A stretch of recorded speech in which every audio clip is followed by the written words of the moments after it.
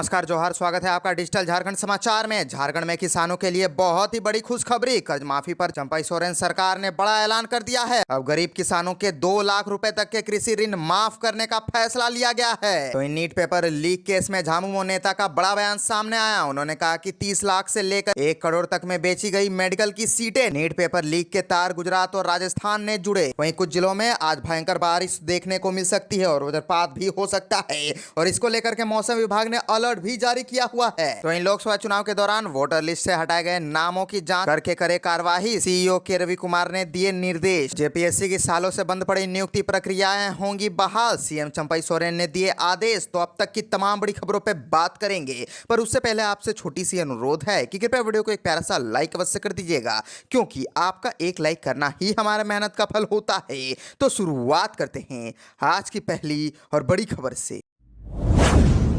इस वक्त की बड़ी खबर झारखंड से आ रही है, जहां झारखंड में किसानों के लिए बहुत ही बड़ी खुशखबरी है। अब कर्ज माफी पर चंपई सोरेन ने बड़ा ऐलान कर दिया है। अब गरीब किसानों के 2 लाख रुपए तक के कृषि ऋण को माफ करने का फैसला लिया गया है। दरअसल झारखंड सरकार ने किसानों को बड़ा तोहफा देने जा रही है। राज्य के कृषि मंत्री बादल पत्रलेख ने राज्य सरकार ने किसानों के 2 लाख रुपए तक के कृषि लोन को माफ करने का फैसला किया।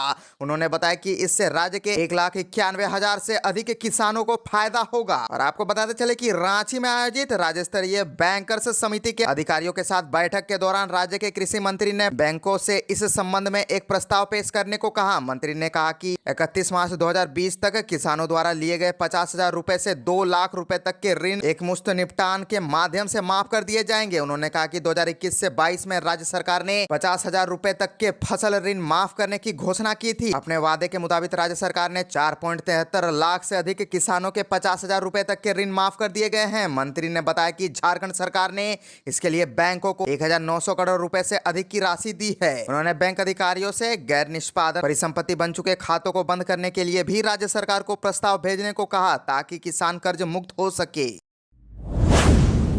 झारखंड से और एक बड़ी खबर सामने आ रही है। जेपीएससी की सालों से बंद पड़ी नियुक्ति प्रक्रियाएं अब बहाल होंगी। सीएम चंपई सोरेन ने आदेश दे दिए हैं। दरअसल मुख्यमंत्री चंपई सोरेन ने सभी विभागों के रिक्त पदों को शीघ्र भरने के निर्देश दिए हैं।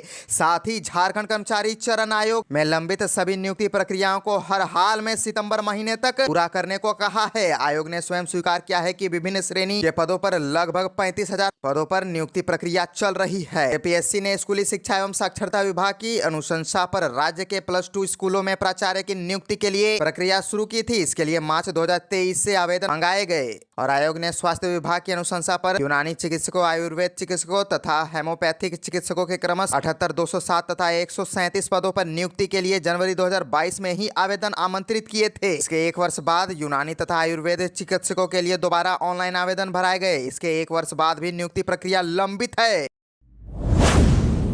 महुआ मोइत्रा का बीजेपी सांसद पर आपत्तिजनक बयान को लेकर के बाबूलाल मरांडी बहुत ही भड़क चुके हैं। बाबूलाल मरांडी बोले कि झारखंड का यह अपमान है, ऐसे लोगों को जेल में होना चाहिए। दरअसल टीएमसी सांसद महुआ मोइत्रा के एक बयान पर झारखंड की राजनीति में बवाल मच गया है। एक यूट्यूब को दिए इंटरव्यू के दौरान झारखंड और झारखंडियों के बारे में अपमानजनक टिप्पणी की है। इंटरव्यू में गोड्डा सांसद निशिकांत दुबे पर टिप्पणी करते हुए उन्होंने झारखंड का भी नाम लिया। टीएमसी सांसद महुआ मोइत्रा के बयान पर झारखंड भाजपा के अध्यक्ष बाबूलाल मरांडी ने पलटवार किया है। उन्होंने सोशल मीडिया एक्स पर इंटरव्यू का वो हिस्सा शेयर किया है जिसमें महुआ मोइत्रा झारखंड को लेकर अपमानजनक बातें कर रही है। साथ ही लिखा कि महुआ मोइत्रा की घिनौनी भाषा किसी और की तुलना में उनके चरित्र को अधिक दर्शाता है। बाबूलाल मरांडी ने कह दिया कि सांसद निशिकांत दुबे ने आपको और आपके पैसों और उपहारों के लालच को उजागर किया है। इसके लिए आप देश की संवेदनशील जानकारी बेचने को भी तैयार हैं। उन्होंने आगे कहा कि मुझे समझ में नहीं आता है कि आप इतने जघन्य अपराध के लिए जेल में क्यों नहीं हैं।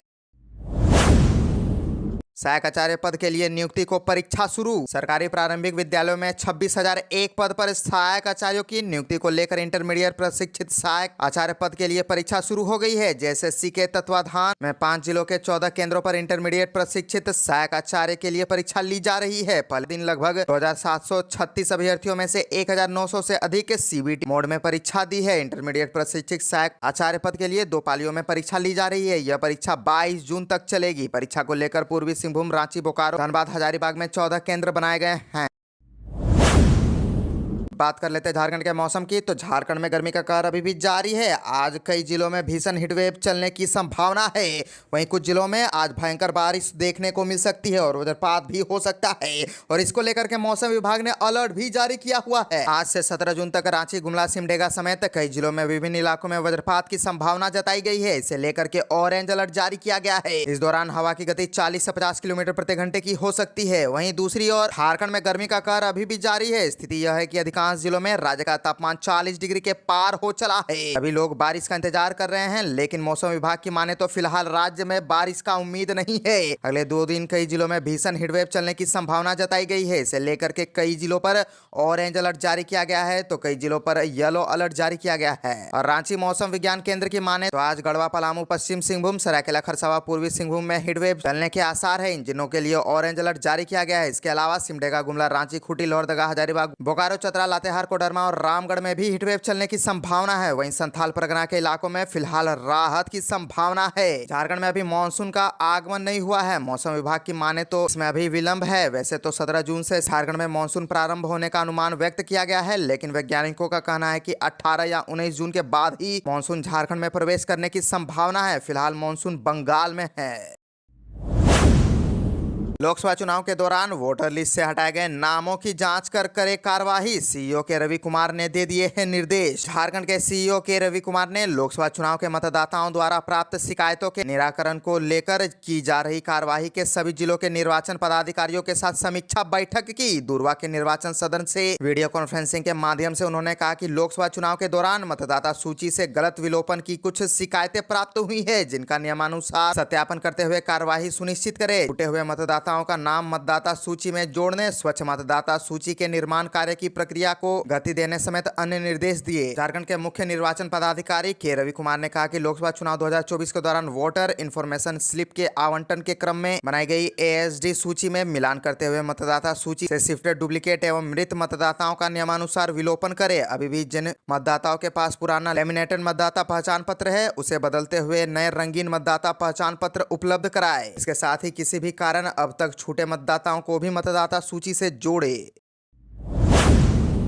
नीट पेपर लीक केस में जेएमएम के नेता का बड़ा बयान सामने आया। उन्होंने कहा कि 30 लाख से लेकर 1 करोड़ तक में बेची गई मेडिकल की सीटें। नीट पेपर लीक के तार गुजरात और राजस्थान से जुड़े। झारखंड मुक्ति मोर्चा के वरिष्ठ केंद्रीय महासचिव सुप्रियो भट्टाचार्य ने केंद्रीय कार्यालय में संवाददाता सम्मेलन में नीट गड़बड़ी मामले की जांच सीबीआई और प्रवर्तन निदेशालय से कराने की मांग की है। सुप्रियो भट्टाचार्य ने कहा कि 4 जून को लोकसभा आम चुनाव के नतीजे निकले और उसी दिन मेडिकल कॉलेज में नामांकन के लिए होने वाली राष्ट्रीय परीक्षा नीट का भी रिजल्ट निकला। झामुमो नेता और प्रवक्ता सुप्रियो भट्टाचार्य ने कहा कि देश के 23 लाख बच्चों के भविष्य के साथ केंद्र की नरेंद्र मोदी सरकार ने खिलवाड़ किया है और यह देश का यह सबसे बड़ा भ्रष्टाचार है। नीट क्रैक करने के लिए दिन रात एक करने वाले राज्य और देश के मेधावी बच्चों के प्रति झारखंड मुक्ति मोर्चा के केंद्रीय महासचिव सुप्रियो भट्टाचार्य पूरी सहानुभूति जताई। उन्होंने कहा कि 4 जून को 2 बड़े घोटाले या भ्रष्टाचार हुए हैं, जिसमें पहला था उस दिन एग्जिट पोल का गलत नतीजा दिखाकर सेंसेक्स को बढ़ाना और दूसरा था नीट का नतीजा। सुप्रियो भट्टाचार्य ने कहा कि राज्य और देश के मेधावी छात्र छात्राओं का सपना टूटा है। उन्होंने कहा कि पुलिस में नीट पेपर लीक प्रकरण में कई लोगों को गिरफ्तार किया था, जिसमें से कई के तार गुजरात और राजस्थान से जुड़े थे।